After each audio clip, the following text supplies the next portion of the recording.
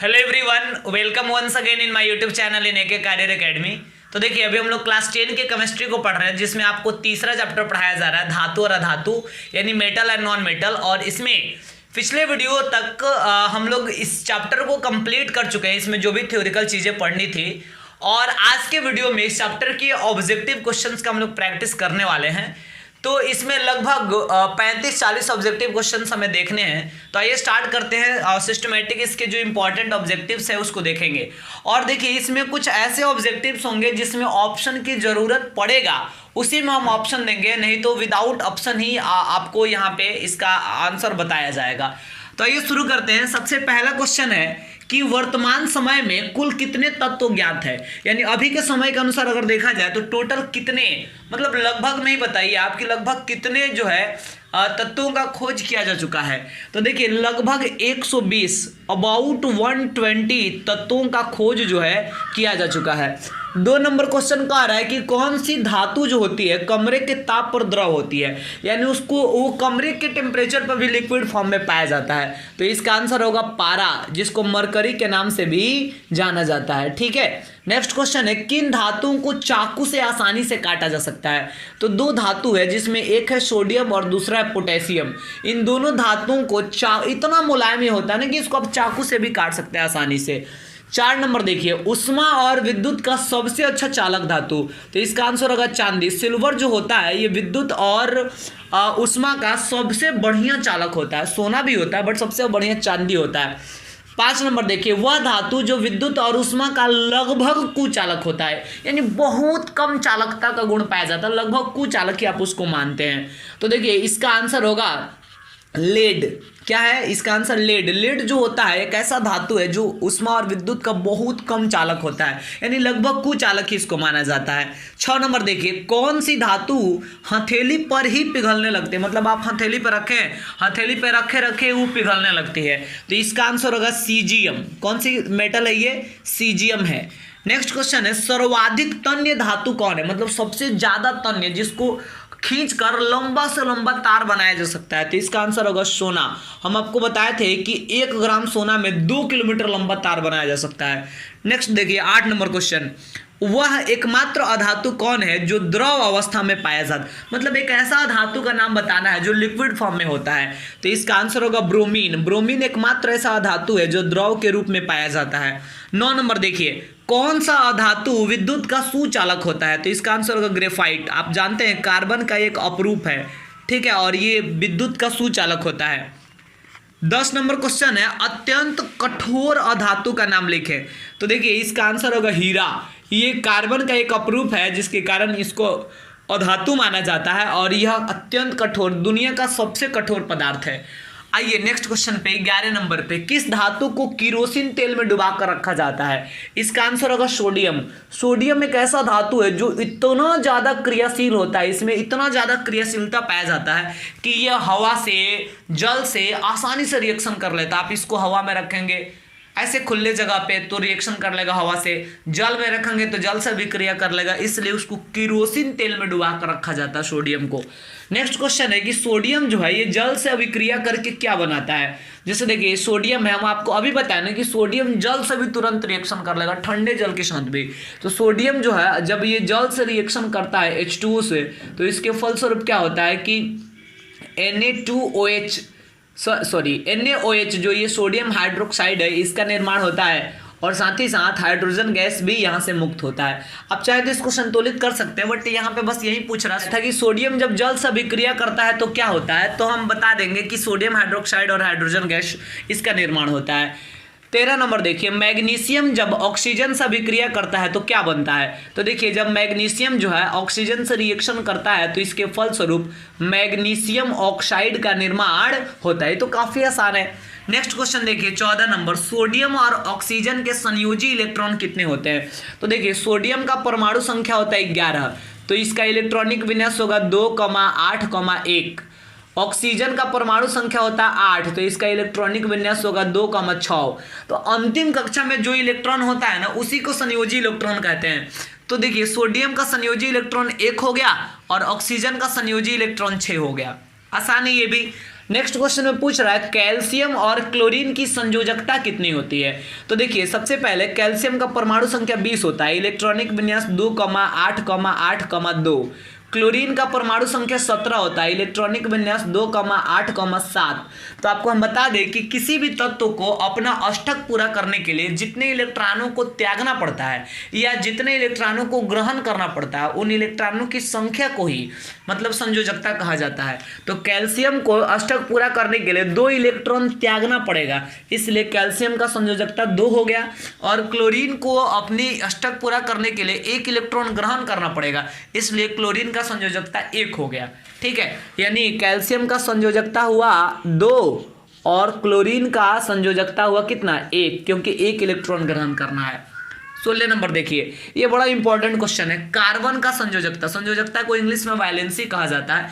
तो कार्बन का वैलेंसी कितना होता है ये पूछा जा रहा है। तो आपको बता दें कार्बन का परमाणु संख्या 6 होता है, इलेक्ट्रॉनिक विन्यास 2,4। तो देखिए अगर अष्टक पूरा करना है तो 4 इलेक्ट्रॉनों की साझेदारी करना पड़ेगा, यानी 4 इलेक्ट्रॉन किसी से लेना पड़ेगा या मतलब 4 इलेक्ट्रॉन जब ये किसी से लेगा, यानी दोनों में कार्बन के साथ जनरली कार्बन और जब कोई दूसरा तत्व रिएक्शन करता है तो उनमें साझेदारी ही होती है, इलेक्ट्रॉनों का साझेदारी, यानी 4 इलेक्ट्रॉन उसका लेगा और अपना 4 इलेक्ट्रॉन देगा। इस प्रकार इसका अष्टक पूरा होगा। तो चूंकि 4 इलेक्ट्रॉन की आवश्यकता है इसलिए कार्बन का जो वैलेंसी होगा वो कितना होता है 4 होता है कार्बन की संयोजकता। 17 नंबर देखिए, 2 धातुओं के नाम लिखे जो प्रकृति में मुक्त अवस्था में पाए जाते हैं।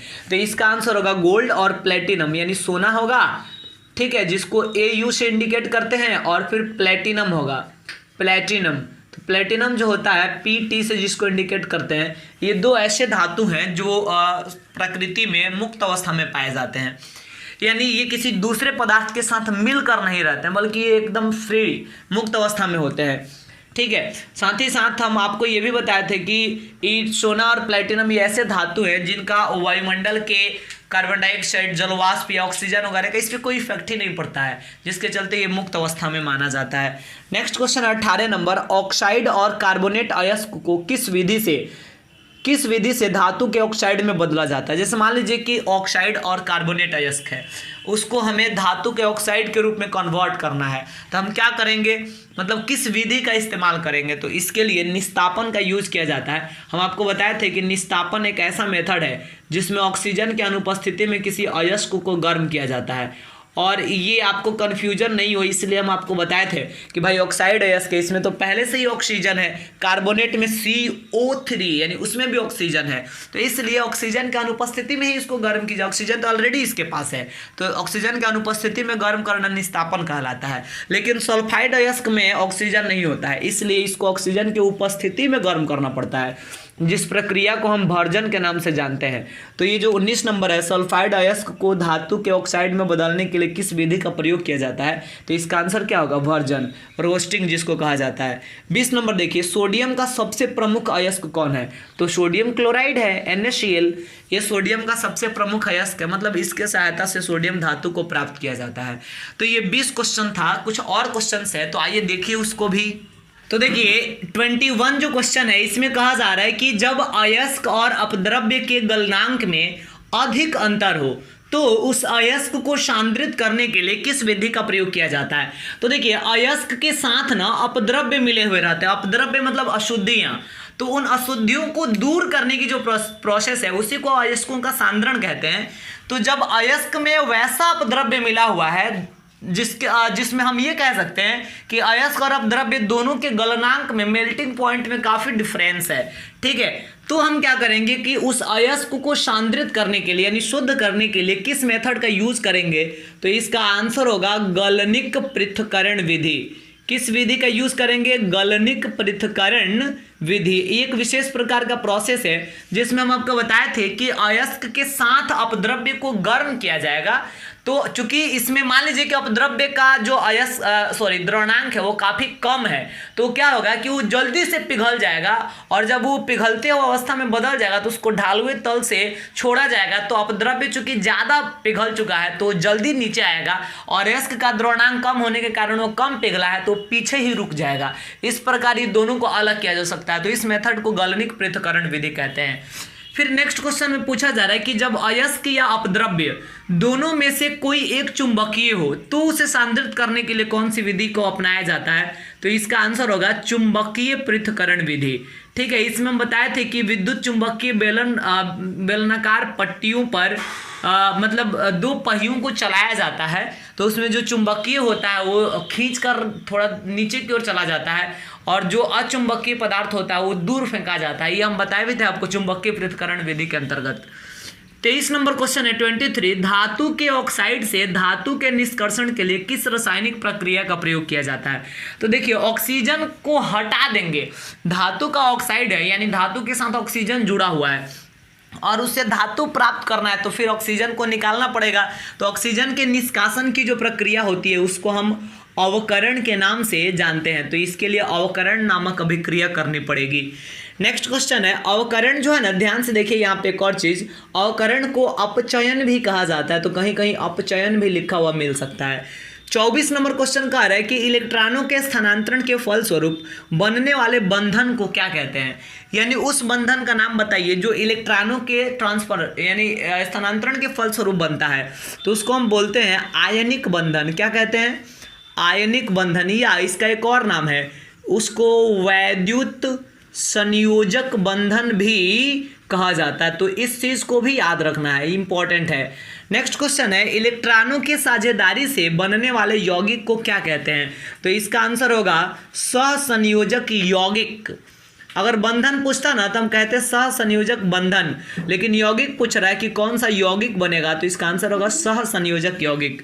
26 नंबर का आ रहा है, इलेक्ट्रॉन त्याग कर कोई पदार्थ, तो हम आपको अच्छा से समझा चुके हैं कि इलेक्ट्रॉन त्यागने के बाद कोई पदार्थ धनावेशित हो जाता है और ग्रहण करने के बाद कोई पदार्थ जो है ऋणावेशित हो जाता है। तो ये चीज़ तो आपको याद हो ही गया होगा पहले से ही।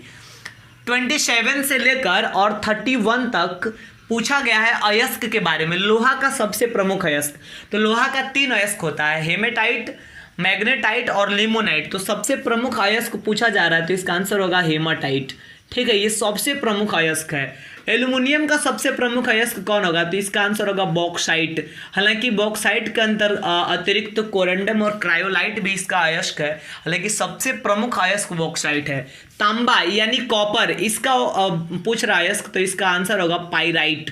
पाइराइट एक अयस्क है जो तांबा, जिससे तांबा को प्राप्त किया जाता है। पारा या मरकरी जो होता है इसका अयस्क क्या है? तो हम आपको बताए थे ना कि एक ट्रिक इसको याद रखने के लिए, जैसे ऑर्केस्ट्रा या नाच वगैरह जब हम लोग देखते हैं तो गाना बजता है, हम अपनी मोहब्बत का इम्तिहान देंगे, तेरे घर के सामने हम अपनी जान देंगे, ऐसा गाना मतलब बजता है। तो उसमें ना वो जो डांसर होता है वो मरकरी वगैरह लेकर और सीने पर बार बार मारता है। ठीक है, तो इसलिए मरकरी का अयस्क आपको याद रखना है, सीने पर मरकरी को बार बार मारता है, तो हो गया सीने बार। और जिंक जो होता है यानी जस्ता, इसका सबसे प्रमुख अयस्क कौन होता है? तो इसका सबसे प्रमुख अयस्क होता है जिंक ब्लेंड। ठीक है, नेक्स्ट क्वेश्चन है 32 में शुद्ध सोना कितने कैरेट का होता है? तो इसका आंसर होगा 24 कैरेट। 24 कैरेट का जो सोना होता है ना वो प्योर गोल्ड होता है, शुद्ध सोना। 33 में पूछ रहा है कि, अब देखिए 33 से लेकर और आज आप 36 नंबर तक ये मिश्र धातु के बारे में पूछा है कि पीतल किन पदार्थों का मिश्रण है? तो पिताजी, आपको बताया था ना याद रखने के लिए ट्रिक, पी-ता-जी। तो ये जो पीतल है, पीतल ये तांबा और जिंक का मिश्र धातु होता है। ठीक है, कांसा के बारे में पूछा जा रहा है, तो कांसा जो होता है ये तांबा और टीन का मिश्र धातु होता है। तांबा और किसका? टीन का। और देखिए ये भी याद रखना उतना मुश्किल नहीं है, हम आपको एक साधारण सा देहाती इसका ट्रिक बताते हैं, देहाती ट्रिक। अच्छा, जो मड़ई पलानी होता है ना, उसमें जानते हैं क्या होता है? टाटी बनाता है। क्या बनाता है? टाटी। तो ये जो टाटी है ना, इसमें देखिए, और उसको जब बांधा जाता है ना तो उसको जोर से कसा जाता है। जोर से क्या करना है? आपको कसना है। तो कसना है, तो कसना को आप कांसा से रिलेट कीजिए कि आपको कसना है। ठीक है, और ये ता से क्या हो जाएगा? तांबा, और टी से क्या हो जाएगा? टीन। तो ये जो कांसा है ये तांबा और टीन से मिलकर बना है। ठीक है, हालांकि तो ऐसे ही आसान है, याद करना उतना मुश्किल है भी नहीं। स्टेनलेस स्टील की बात करते हैं। जो स्टेनलेस स्टील है ये लोहा, निकेल और क्रोमियम से मिलकर बना होता है। लोहा, निकेल और क्रोमियम। ठीक है, नेक्स्ट क्वेश्चन है सोल्डर। तो सोल्डर जो है ना ये टीन और लेड से मिलकर बना होता है, ठीक है। तो ये चीज भी आपको ध्यान में रखना है। अब इसके बाद आगे चलिए, तो देखिए सोल्डर वाला भी एक ट्रिक हम आपको बता देते हैं, सोल्डर वाला भी आपको याद रहेगा। जानते हैं सोल्डर में क्या होता है? सोल्डर जो होता है ना वो जनरली आप देखे होंगे कि जो मोबाइल रिपेयरिंग वाला या अलग अलग प्रकार का जो इलेक्ट्रिक डिवाइस है उसका रिपेयरिंग करने वाला रखता है सब, तार वगैरह को जानते हैं। जान मान लीजिए कि ये कोई प्लेट जैसा आकृति है, इसमें कोई तार ले जाकर सटा देना है, तो तारवा इसमें सटा देगा सब, और सोल्डरवा को ले जाकर उसमें लगाएगा सब ना, तो वहाँ से धुआं थोड़ा फेंकेगा, उसमें जाकर सट जाएगा। क्या हो जाएगा? सट जाएगा। तो आप सटने से बना लीजिए सटल। क्या बना लीजिए? सटल। तो सौ से सोल्डर, ट से टीन और ल से लेड, तो ये क्या होगा? सोल्डर जो है टीन और लेड से मिलकर बना होता है। तो उस सोल्डर का काम है सटा कर उसको चिपकाना है, तो सटल सटल से हो जाएगा आपका, ठीक है। आगे बढ़िए। नेक्स्ट क्वेश्चन यहाँ पे पूछा जा रहा है कि धातुओं पर जिंक का परत चढ़ाने की प्रक्रिया क्या कहलाती है? तो उसको कहते हैं जस्तीकरण। जब धातु पर जिंक का परत चढ़ाएंगे तो उसको क्या कहा जाता है? जस्तीकरण। हम आपको बताया था ना कि किसी भी धातु को पहले हम जिंक का एक गर्म करके उसका एक घोल तैयार करेंगे और उसमें किसी भी धातु के टुकड़ा को ले जाकर डाल देंगे और निकालेंगे ना, तो उसके ऊपर वो जिंक का एक लेयर बन जाएगा, एक परत चढ़ जाएगा, तो उसी को जस्तीकरण कहा जाता है। 38 नंबर में पूछा जा रहा है कि विद्युत लेपन की जो प्रोसेस होता है संचारण को रोकने के लिए, ठीक है, उसमें लोहा के ऊपर सामान्यतः किस पदार्थ का लेप चढ़ाया जाता है? जैसे लोहा है तो जानते हैं उसमें लोहा के ऊपर ना एक अलग प्रकार का पदार्थ होता है, उसका लेप चढ़ाकर उसे इलेक्ट्रिक करंट प्रवाहित कर दिया जाता है, जिससे लंबे समय तक संचारित होने से उसको रोकता है। तो उसमें किस पदार्थ का लेप चढ़ाया जाता है जनरली? तो इसका आंसर होगा क्रोमियम। मतलब सामान्यतः क्रोमियम का लेप चढ़ाया जाता है, इसलिए उसको क्रोमोलेपन भी कहा जाता है, ठीक है। तो देखिए इस प्रकार ये टोटल 38 क्वेश्चंस हुआ जो इस चैप्टर के ऑब्जेक्टिव क्वेश्चंस के रूप में हम लोग देखें। तो इस वीडियो में हम इतना ही रहने देंगे, और ये जो चैप्टर था आपका मेटल एंड नॉन मेटल ये कंप्लीटली समाप्त हो गया। और इसके बाद वाले वीडियो में हम स्टार्ट करेंगे जो इसका चौथा चैप्टर है क्लास 10 की केमिस्ट्री का, कार्बन और इसके यौगिक, यानी नेक्स्ट क्लास से ऑर्गेनिक कंपाउंड ही स्टार्ट होगा, जिसमें हम कार्बनिक यौगिक के बारे में जानेंगे। सबसे पहले उसका बेसिक क्लास होगा, कार्बन क्या है, कार्बन की संयोजकता क्या है, कार्बन के अपरूप कौन कौन से, इन सारे चीज़ों से स्टार्ट करेंगे और उस पूरे चैप्टर को हम लोग सिस्टमैटिक पढ़ेंगे।